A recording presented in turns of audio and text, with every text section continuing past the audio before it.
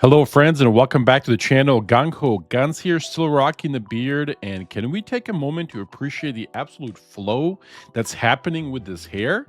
It's like Fabio and Thor had a baby, man. Anyway, in today's Palworld video, I'm going to share with you the best and strongest build in the entire game, 100% guaranteed.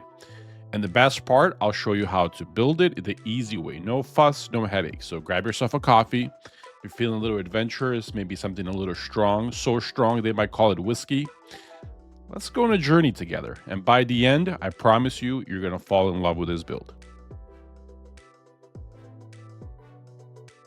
If you are looking for people to play Palworld with, why not join the Mando community? We got our own server where you can team up, trade, and conquer together. Plus, after the new year, we're kicking off an epic Nuzlocke challenge. And guess what?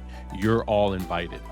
All the details you need will be in the description of this video. All right, thank you guys very much for being here. I appreciate each and every one of you. We're spending another night here in New Mandalore. As you see during the night, there's tons of people on the server, so I can't go to sleep to make day. But, we'll do with the night. It's actually still, a beautiful place to be. Anyway, if you enjoyed the content, please don't forget to like and subscribe and comment. And let's get into the video. So this build that I'm going to show you currently is the main build that I use for pretty much all, the raids, most of the stuff that I do everywhere else, because it revolves around player damage. And this is the build, again, that I've been using for almost a year now. I'm pretty sure a lot of people use it as well. But if you didn't know, this is a very good way to build it for yourself. So really quick, I just want to show you before I get into it. If you look at my attack stat, it is about 230, and as you see right there, equipment effects are by 15%. So there's something in here because of these attack pendants and things like that I can boost it to 230. Obviously, there are the green version and the basic version that's going to bump it up even more. But I find that 230 is fine because, I use a lot of points and a lot of things that, through grinding, I was able to max out my attack. But again, without anything, this is going to be, as you see right here, 230 attack. I just want you to, that's where we're going to start. Okay, so 230. Now, if we eat this food here, the mama rice curry, this is the new one that you can easily make. You just take some, some meat and some other things that you can grow really easy. If we eat it, as you see right here, now is 287. We're really good, right? But now here comes the full build and how we're going to actually do this. So let me introduce you to I'll introduce the stars later. Let me introduce you to the supporting cast really quick. I want you guys to meet Glowing, Biffer, Boffer, Bomber. That's right. The 4 horsemen of the apocalypse. I'm just kidding, the little dwarves. Check this out. Now, they're all the same. As you see, they have all the same stuff. And here's the reason why we want these. And I'll actually show you how to get them super easy. As you see, I condensed each 4 to a level 4 because you want the Angry Shark partner skill to be level 5. The reason for that is while they're in your team, it increases your player's attack power by quite a lot. On top of that, there is 2 passives that you really want. The other 2 don't matter. You want Vanguard and Stronghold Strategist. The reason for that is because we use 4 of them. Remember, so it's times 4. Vanguard increases your player damage by 10% times 4, so 40%. Stronghold Strategist, 10% player defense by 4, so you get an additional 40% defense as well, just by having these 4 in your party. The other passives just here do not matter. The IV potentials do not matter. You're not going to use these to fight. They're here to boost you. I used to call them boosters before, but I just thought the dwarf names would be a lot funnier and a lot easier for the video, so here we go. Anyway, so this is the, how would I say, these are the buffers. Now, really quick, let's take a look at these stats. Now, as you see right here, my attack is almost a 600. Now, if I were to pretty much put the attack pendant here, the middle one, the green one, and the basic one, I would have something like 650, almost 700 attack. You can do that. That's fine. Again, I don't. Normally, when I'm fighting, doing the rig and things like that, I will actually put the defensive pendant on here, and you see I will push my defense to 2000. With almost 600 attack, this is plenty. But again, that's just me. Feel free to incorporate the attack pendant +1 and then the basic one in here just to get you that attack even more and stronger. Again, up to you, but this is just how I prefer it myself. Anyway, let's go over the pals that I use because for a certain reason as well. So if we go over here, I pretty much have them here in order of the ones that I use and the ones that I've bred and the ones that I'm currently working on. So first, let me introduce you to Chillit, my danger noodle right here. Again, the reason why we want to use them is when he is ridden, applies the dragon damage the player's attacks while mounted, meaning that while we are on top of him, all of our attacks will be dragon damage based, meaning that anything weak against dragon, we will absolutely demolish them. That's the whole purpose of this build, is that when you either use this pal, it will change the type of your attack. Instead of being like a physical attack, just, from a human, it will actually now be based on a dragon or a type like that. So the 4 passes that I like to use on the ones that are either flyers or the ones that I, ride on the ground is I like to use runner to increase movement speed so you can dodge their attacks quicker. I use the Vanguard to increase my damage even by 10% even more. This is optional. If you feel like you need more defense, you can use this, but honestly, you really are not going to need it. On top of that, I use Legend, for the defense, attack, and ground speed, and then I use Swift. This, in my opinion, is the best setup for all of them. If there are a flyer that you have to mount or a ground mount, this is by far the best, again, in my opinion. The moves do not matter. You're not going to use their moves. You're going to be on top of them just like so. Here, I'll show you here. So right now, when I am on top of Danger Noodle, everything that I do here, for example, this is a dragon attack, and I will just mount like so and kill that, the whatever I'm trying to kill, the raid. But every one of those attacks is going to be a dragon type.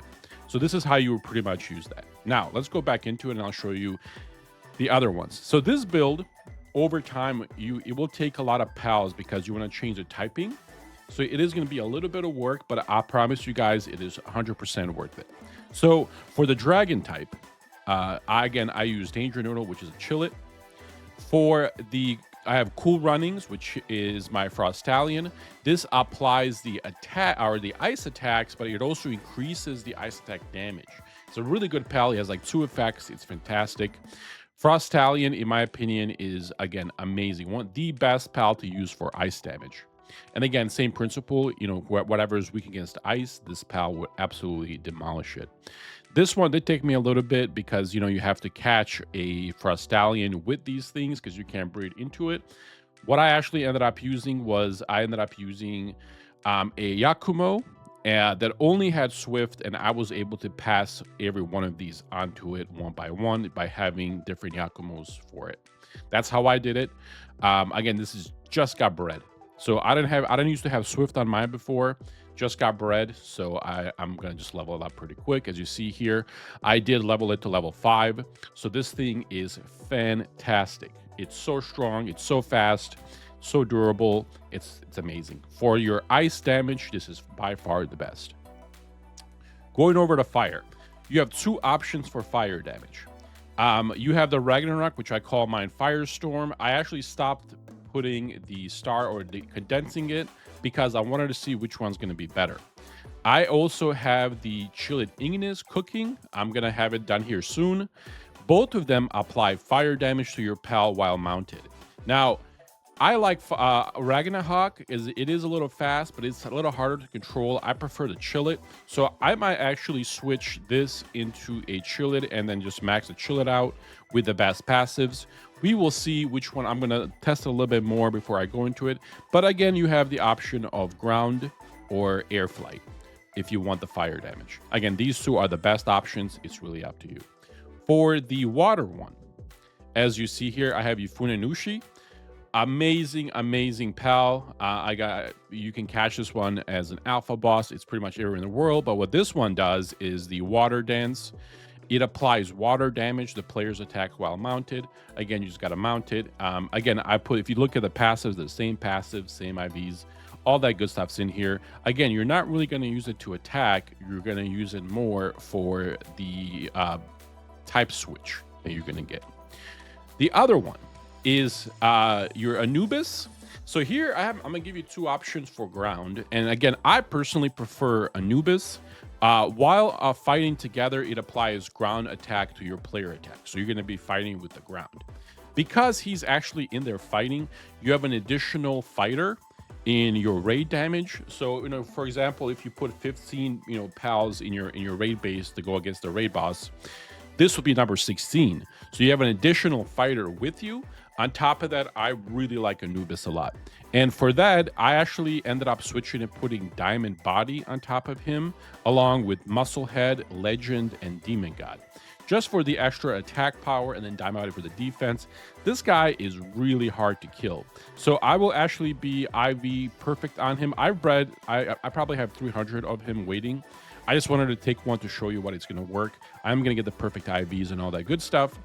But as you see right here, he is unfreaking believable. However, with that said, if you do not wish to use an Anubis and you want to maybe use a pal that you can ride, they actually, in the new Fabric expansion, they actually added one called Gildane. So Gildane applies ground attack damage while mounted. So again, really up to you. If you like to use instead of, being on the ground, you can ride Gildane and you could put all the other passes that I have on the mounts on him.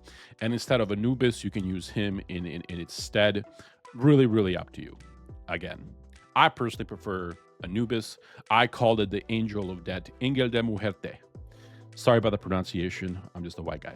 Anyway, let's move on. So the next one, and these are like the future projects. I have not actually had a chance to finish the last three. Because I'm trying to finish breeding, these two and some other things that I'm doing. But I have Hanabusa, which is a Verdane. So again, same thing like Anubis. When this guy is fighting with you, it applies grass damage to your attacks.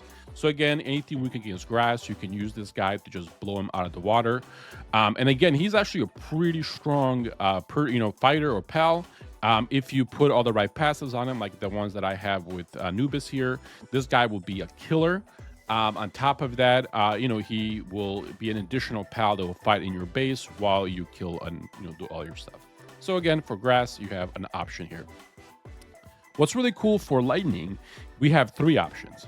I will probably be using the Baconator. Or beacon, if you will. It applies electric damage to your pal. The other one was a ground called Univolt that you can apply electric to to your while mounted.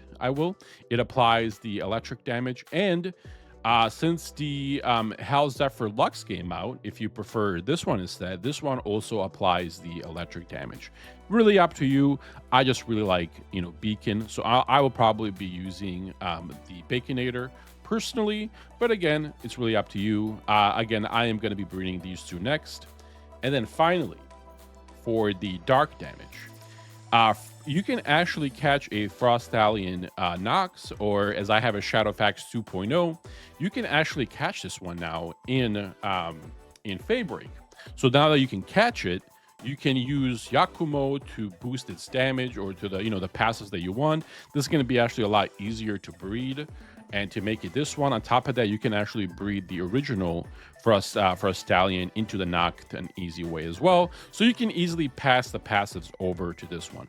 In my opinion, this is the best dark type move because this not only changes your player attack to dark attack, but it also enhances the dark attacks while you're mounted. So it's kind of like the Frost Stallion. It gives you that second buff to it, if you will. On top of that, it looks freaking fantastic. So again, this is the one that I'm going to be doing for the dark attacks. But you have some options if you don't like the Frost Stallion for some reason. The new Kixen Noct, which is again looks freaking fantastic. This is going to apply dark damage to you while you're mounted. If you like or prefer to use this one, you definitely can. Again, just make sure to increase all the speed buffs on it, just so you can easily avoid the damage. The other one that applies is the original Hell Zephyr. Again, really up to you. Personally, I'm going to go with the Frost Stallion Noct, but again, you can choose which one you want to use.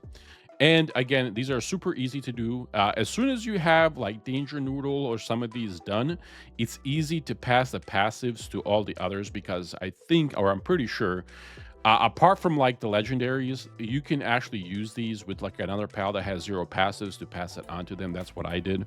And it was super easy just to kind of get them all done.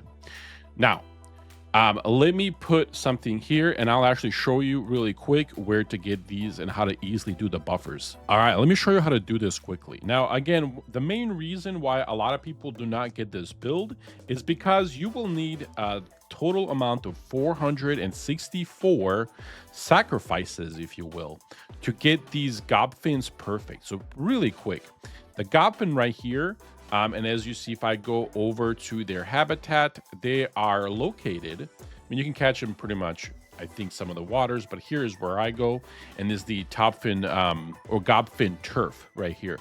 They're literally freaking everywhere.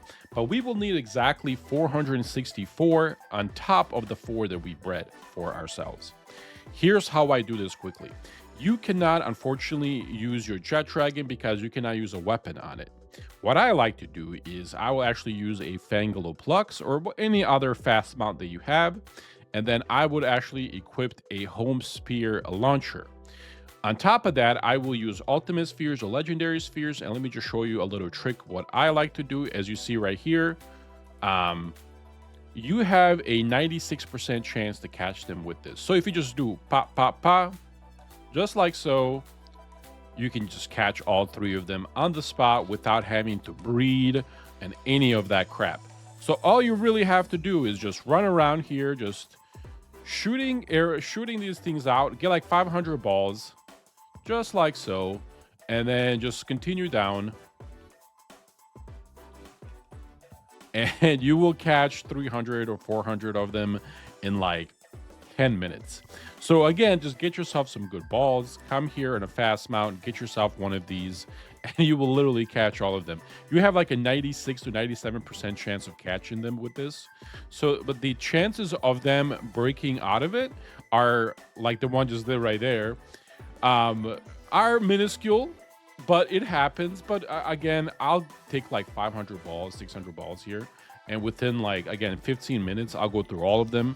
And I just did it in one go, and I had enough of them to pretty much finish my entire build here. That's how I did it. You can breed them if you want, but I just think that takes way too long and it's really unproductive. You can, in like 15-30 minutes, you can get all this stuff done. So again, that's how I did it. I know a lot of people actually use this build as well throughout the, that took their time to pretty much go and, update all this stuff, which is really cool because I really do believe this is the best build in the game. It gives you the most damage output than anybody else. And on top of that, you get to use a couple extra pals. It will take you a few more minutes, to get all the pals that you need completed. But honestly, it's not that long. And as you see right here, just for that couple of seconds that I was there, I already caught like 20 of them, 15 or whatever. Really, really easy. Definitely worth it in my opinion. And I really hope that if you guys are not using this, you take some time and you actually build yourself this full set here. With this build, when you're doing raids, this is the best way to do raids. This is how all those people do raids that you see on YouTube. This is the method they use if they're not cheating. There's some people that cheat. Obviously, we don't do that here. We're gonna do it the legit way. This is the best way to do it. Anyway, I hope you guys learned something. If you did, please let me know in the comments, and have a great day. Enjoy your Saturday, and I'll see you guys in the next one. Note really quick before I let you go, we actually have started our Nuzlocke challenge this prior week. We will have episode 1 going on Discord. I'll post it on YouTube as well for you guys to see. Welcome to come watch it and maybe participate in the next one. Take care, folks. See you around.